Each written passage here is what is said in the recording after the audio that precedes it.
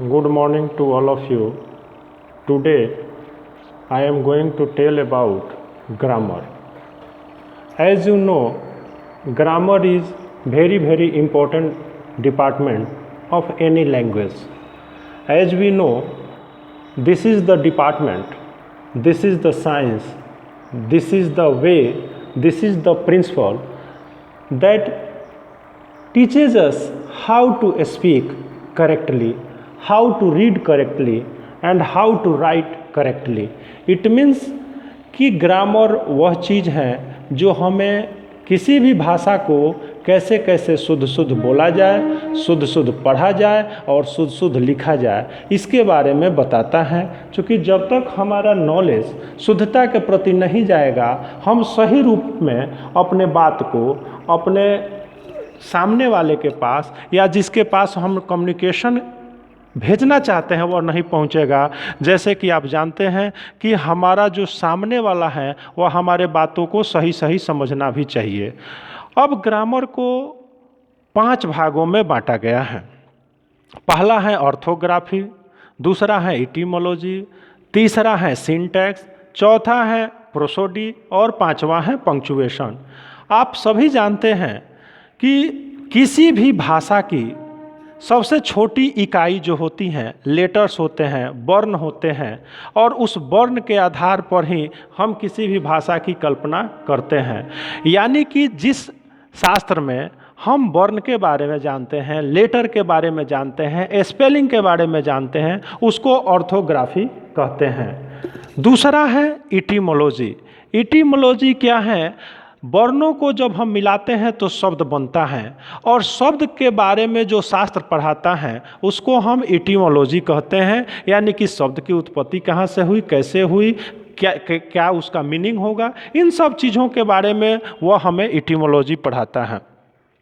उसके बाद यदि हम वर्ण मिलाते हैं तो शब्द बनता है और शब्दों को सही मिला देते हैं, मीनिंगफुल मिलाते हैं तो सिंटैक्स बनता है और इस सिंटैक्स को हम लोग वाक्य विन्यास भी कहते हैं।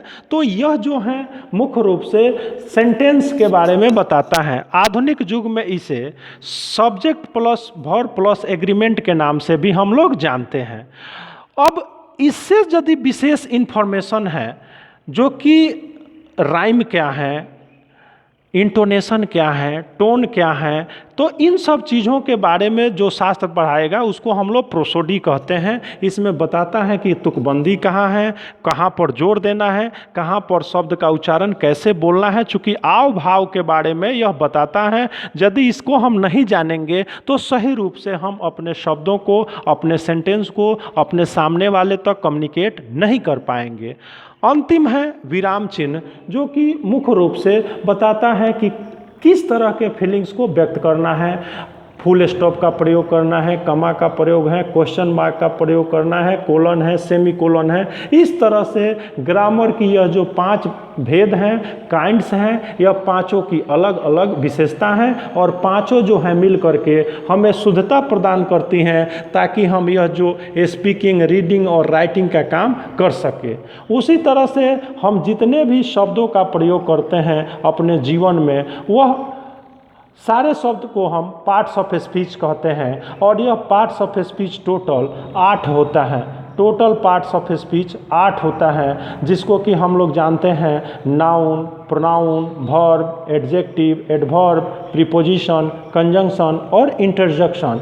आप जानते हैं कि नाउन का काम किसी वाक्य में सब्जेक्ट के रूप में होता है या किसी ऑब्जेक्ट के रूप में होता है। उसी तरह से किसी भी वाक्य में प्रोनाउन का मुख्य काम किसी नाउन के बदले में आकर के काम करता है। जीवन की जितनी भी गतिविधियां हम करते हैं, जितने भी कार्य करते हैं, उस सारे को हम लोग वर्ब के नाम से जानते हैं। जो भी नाउन और प्रोनाउन के बारे में एक्स्ट्रा इंफॉर्मेशन ऐड करता है उसको हम लोग एडजेक्टिव कहते हैं। जो वर्ब, एडजेक्टिव और एडवर्ब, इन तीनों के बारे में जो कुछ एक्स्ट्रा इंफॉर्मेशन ऐड करे या क्वालिफाई करे उसको हम लोग एडवर्ब करते हैं। एक नाउन का दूसरे नाउन से क्या संबंध है, इसके बारे में हम लोग प्रीपोजिशन में अध्ययन करते हैं। उसके बाद से दो शब्द या दो सेंटेंस को जो जोड़ने का काम करता है उसको कंजंक्शन कहते हैं। और यदि हमारे फीलिंग्स को जो बताता है, हमारी भावनाओं को जो बताता है, उसको हम लोग इंटरजेक्शन कहते हैं। इस तरह से हम देखते हैं कि टोटल पार्ट्स ऑफ स्पीच की संख्या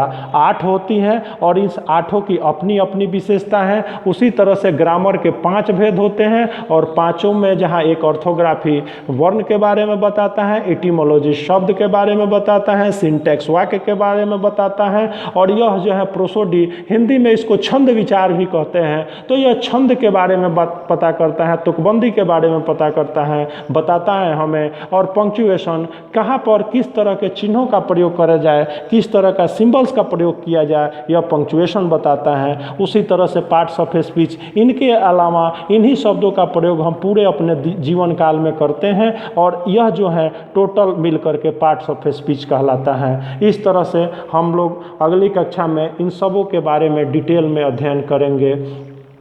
तब तक के लिए विदा दीजिए। Okay, thank you.